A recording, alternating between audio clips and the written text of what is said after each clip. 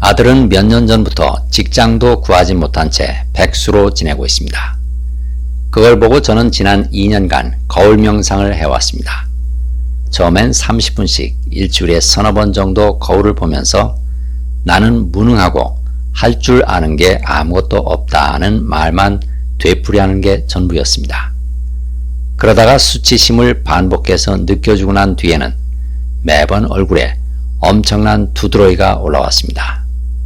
저는 5남매 중 막내인데 어머니가 저를 가졌을 때 낙태하려고 언덕에서 3번이나 굴렀다고 합니다. 제 위로 한 아이는 유산됐다고 해요. 버림받은 두려움 때문인지 가난하기 때도 잘 울거나 보채지 않았고 숨소리조차 내지 않는 경우가 많아서 가족들이 자주 확인해 보았다고 합니다. 그래서 거울 앞에서 엄마 뱃속에 있다고 상상하면서 엄마 나 죽는 거 무서워 제발 나 좀 살려줘 라고 반복해 보았습니다.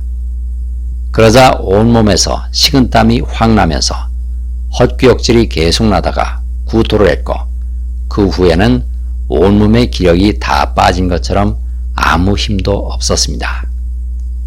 그렇게 죽음에 대한 공포를 느껴주고 난 뒤엔 특별히 감정을 끌어올리지 않고 거울을 멍하니 바라보기만 했습니다. 바라보는 것만으로도 정화가 된다고 해서 매일 아침 저녁으로 30분씩 그렇게 했습니다. 처음엔 몸 주위에 이따금 하얀 빛이 보이다가 넉 달 전부터는 얼굴이 하얗게 사라지는 현상을 몇 차례 경험했어요. 일상생활을 하면서도 수시로 나는 지금 여기에 있고 지금 여기는 텅 빈 무한한 마음속에 들어있다. 나는 무한한 마음속에서 살아가고 있다는 사실을 알아차리며 살아갑니다. 처음엔 별 반응이 없었지만 꾸준히 했습니다. 그러자 정말 조금씩 변화가 나타나기 시작했습니다. 일상에서도 난 무한한 마음속에서 살아가고 있다는 사실을 꾸준히 알아차리며 살아왔습니다. 어떤 변화가 나타났을까요? 최근엔 거울 명상을 하고 있으면 먼저 얼굴이 사라지고 계속 거울을 바라보고 있으면 몸도 사라집니다. 그리고 순차적으로 방 전체가 하얀 빛으로 보여요. 눈을 깜빡여도 그 상태가 2, 3분 정도 유지되다가 제 모습이 다시 보입니다. 그런데 2주 전쯤 한 번은 얼굴이 까맣게 변했습니다. 그런 뒤 평소에도 갑자기 옷이 다 젖을 정도로 식은땀이 나고 구토가 올라오고 두통도 있고 손가락 하나 까딱할 수 없을 정도로 온몸의 힘이 다 빠져나가는 듯한 아픔이 찾아옵니다. 그러다가 2시간 지나면 아무렇지도 않아져요. 그렇게 반복될수록 아픔의 강도도 약해집니다. 얼마 전에는 갑자기 오한이 났습니다. 에어컨을 틀지도 않았고 몸에 이상이 있는 것도 아닌데 갑자기 얼음물에 빠진 것처럼 너무 추웠습니다. 한여름에 전기장판을 최고 온도로 올려놓고 두꺼운 이불까지 덮은 채 누웠지만 온몸이 사시나무 떨듯 덜덜 떨리는 추위는 가시지 않았어요. 살면서 한 번도 경험해보지 못했던 엄청난 추위였습니다. 아들이 응급실에 가야 하는 거 아니냐며 마사지를 해주었지만 전혀 차도가 없다가 2시간쯤 지나자 거짓말처럼 몸이 따뜻해지기 시작했습니다. 온몸에서 식은땀이 나고 몹시 춥고 기운이 다 빠져나가는 것처럼 느껴지는 이유는 무엇일까요? 내가 억눌러 놓았던 탁한 감정 에너지가 한꺼번에 빠져나가기 때문입니다. 몸에 이상이 생겨 나타나는 증상이 아니라 몸이 치유되는 과정에서 일어나는 명현 반응이기 때문에 관찰하며 기다리다 보면 치유됩니다. 몸이 사라진다는 건 생각이 완전히 사라진다는 뜻입니다. 몸도 생각과 빛으로 창조된 홀로그램이기 때문에 생각이 사라지면 빛만 남게 됩니다. 이렇게 반복적으로 텅 빈 마음으로 돌아가면 현실은 어떻게 달라질까요? 백수로 지내는 아들은 마음이 위축돼서인지 방에서 잘 나오지도 않고 방문을 항상 닫아놨습니다. 그런데 제가 거울 앞에서 아들의 입장에서 마음을 느껴주자 눈물이 나면서 나는 너무 답답하다. 이 집이 싫다라는 말이 나왔습니다. 그래서 제가 아들에게 얘기하듯이 그렇게 답답한데 방문은 왜 닫고 있니? 방문도 열고 외출도 자주 해봐 라고 말해주고 명상을 마쳤어요.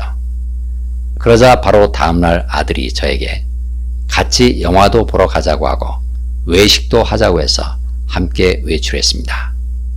요즘은 방문도 계속 열어놓고 지냅니다. 문제는 나였구나. 내가 일으킨 감정이구나 하고 깨달았습니다. 저는 아파트 단지 내 헬스장에서 간단한 운동을 하곤 하는데 평발이라서 트레드밀에서 20분 이상 걷지 못합니다. 그날도 걷다가 아프기 시작하기에 안 아픈 발로 운동하고 싶다. 관찰자가 안 아픈 발로 운동하도록 해줬으면 좋겠다라는 생각을 계속 반복하면서 10분 정도 걸었는데 아픈 게 사라졌습니다. 그 뒤로는 걷기 운동을 할 때 발바닥이 전혀 아프지 않습니다. 지난 60년 가까이 지속되어 온 평발 통증이 사라진 겁니다. 또 양치할 때마다 잇몸이 시큰거려 고생했는데 통증 없는 이로 살고 싶다.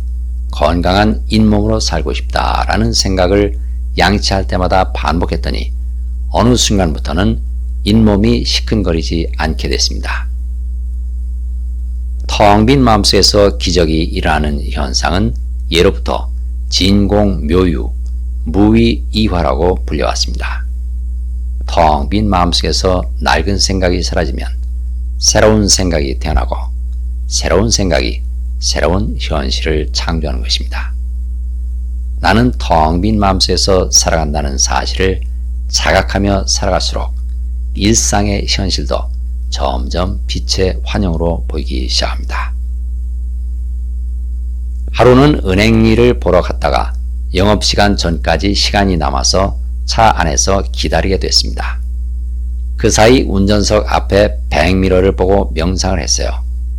근데 제 뒤쪽의 아파트와 상가, 자동차들이 모두 하얀 빛으로 보이다가 사라졌습니다. 아, 정말 모든 게 공이구나.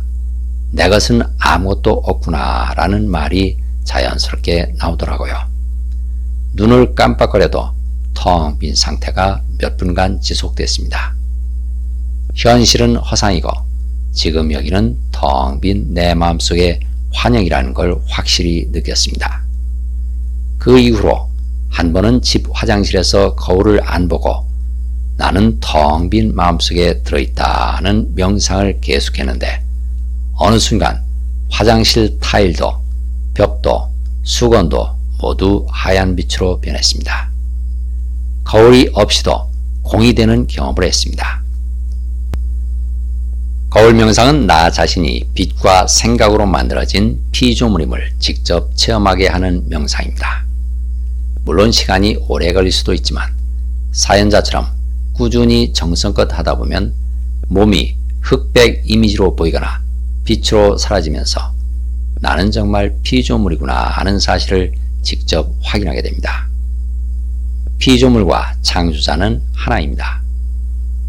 나를 창조한 창조자가 없으면 피조물인 나도 없고 피조물인 내가 없으면 나를 창조한 창조자도 없습니다. 나는 피조물이면서 동시에 창조자인 것입니다. 그래서 나 자신이 피조물임을 받아들이면 나는 자연히 나를 창조한 창조자도 받아들이게 됩니다. 창조자를 받아들여야만 현실을 자유로이 창조하는 창조자로 살아갈 수 있습니다. 인생살이가 고통으로 가득한 것은 창조자를 외면한 채 피조물인 나의 생각을 고집하며 생각의 롤러코스터를 오르내리기 때문입니다. 작은 치유 사례도 많은 분들에게 큰 도움이 될 수 있습니다. 사례를 보내줄 곳은 swkim1117@naver.com입니다. 감사합니다.